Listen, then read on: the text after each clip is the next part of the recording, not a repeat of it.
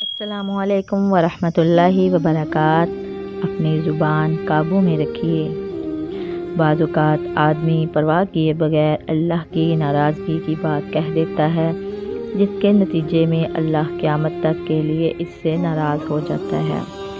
اسی طرح نبی کریم صلی اللہ علیہ وسلم نے بے سوچے سمجھے بات منہ سے نکالنے سے منع فرمایا ہے۔ زبان کی مہار کھلی چھوڑ دینا ہمیشہ ہلاکت کا باعث بنتا ہے۔ کسی شاعر نے زبان کی حفاظت کے متعلق کیا خوبصورت بات کہی ہے: اے انسان، اپنی زبان کی حفاظت اور نگرانی کر، یہ تجھے ڈس نہ لے، یہ اژدہا ہے۔ زبان کے کتنے مقتول قبروں میں پڑے ہیں جن کا سامنا کرنے سے بڑے بڑے بہادر ڈرتے تھے۔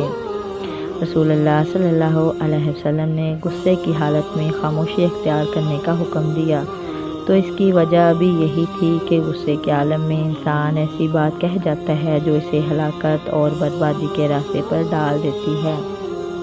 مجھے یاد ہے کہ میں کچھ عرصہ پہلے صلح کروانے کے لیے دو خاندانوں کے بیچ پڑا تھا۔ ان کا مسئلہ یہ تھا کہ ایک 60 سال کی عمر سے زیادہ اچھا خاصا عقل مند آدمی اپنے چند دوستوں کے ساتھ شکار پر نکلا۔ سب دوستوں کی عمریں تقریباً ایک جیسی تھیں۔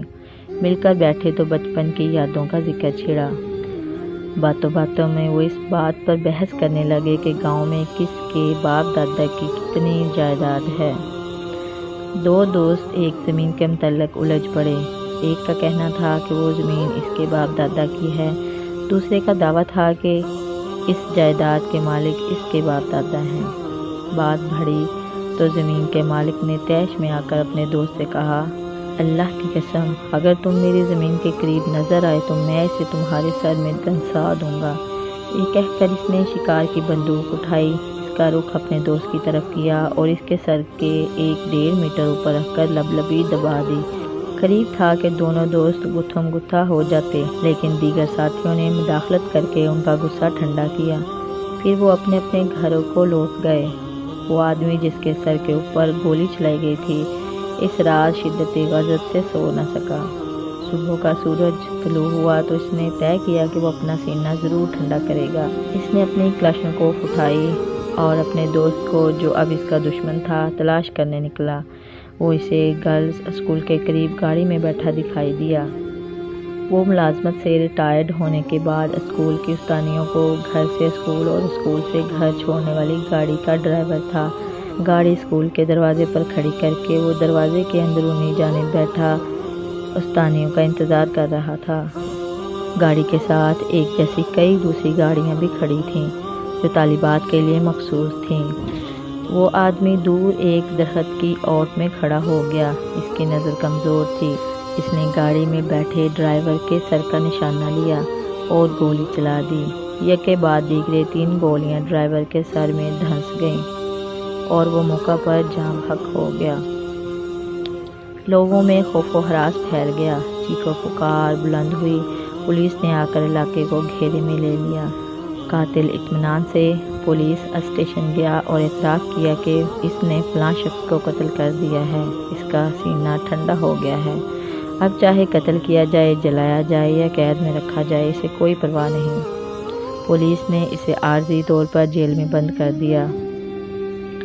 ایک پولیس افسر نے جائے وقوع کا معائنہ کیا، مقتول کا شناختی کارڈ دیکھا تو انکشاف ہوا کہ قاتل جس شخص کو قتل کرنا چاہتا تھا، اس کی جگہ غلطی سے وہ کسی اور کو قتل کر بیٹھا ہے۔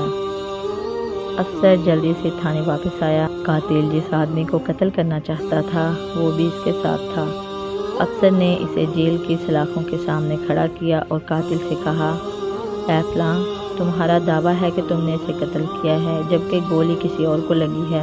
اس پر قاتل بیچارے نے زوردار چینخ ماری اور بے ہوش ہو گیا۔ وہ کئی دن بے ہوش رہا۔ افاقے کے بعد اسے جیل بھیجا گیا اور شرعی جج نے اسے قصاص میں قتل کرنے کا حکم دیا۔ خلیفہ اول ابوبکر صدیق رضی اللہ عنہ نے سچ کہا تھا: زبان سے بڑھ کر لمبی قید کی محتاج کوئی شے نہیں۔